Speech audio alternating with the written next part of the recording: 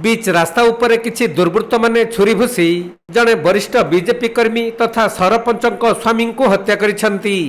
मृतक जनक हेउछंती कलाहांडी जिला एमरामपुर ब्लॉक डमकरलाखुंटा पंचायतर सरपंच स्निग्धा राणा स्वामी फकीर राणा।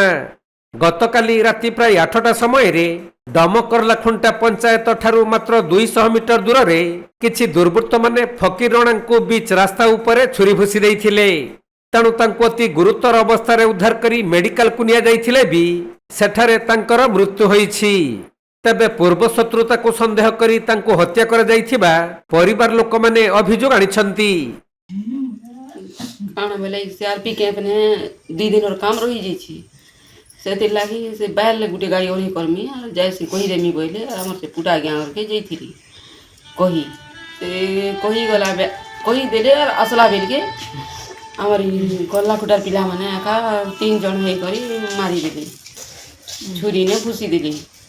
लागुचे से ममताज थिला सुर सिंह थिला जेने बलदेव साहू थिला माटू हमर नायक सरपंच से भी हमर शत्रु गुटी का हुए मते सब बेले हेदे लागी से भी जानता कइतिबा ने 2-3 दिन गुंडा अच्छा से लोग के आज राति रे पुलिस माने नै छ। तबे गतकाली संध्यारे फकीर राणा कौनसी काम पई श्रमिक मानक सह कथा हेबाकू जाउछि बोली तांको स्त्री को कही घरू बाहरी जाइथिले। हेले फेरिबा बाटरे तांको किछि दुर्वृत्त माने छुरी भूसी लहुलुहाण करि देइथिले। परे मेडिकल रे तांकर मृत्यु होइथिबा बेले हत्यार कारण वर्तमान सुद्धा अस्पष्ट रहिछि। एपटे एही घटना रे एमरामपुर थाना पुलिस 2 जन को अटक रखी पचरा उचरा करुथबा जणा पड़िछि।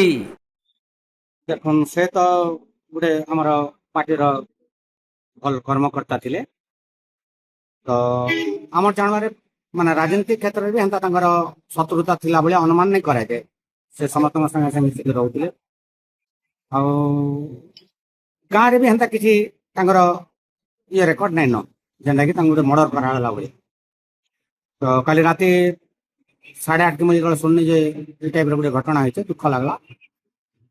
इदा आमरी अंचल माने रामपुर ब्लॉक रे गोटे लोक प्रतिनिधि माने तांगर अस्तित्व वर्तमान सरपंच अचन डमकरलाखुंटा जीवित तांगु गोटे हत्या करा जिबाटा मेन रोड उपरे माने निजर गाँ रे इटा गोटे पुलिस रो निष्क्रियता भलिया अनुमान करा जाय छै।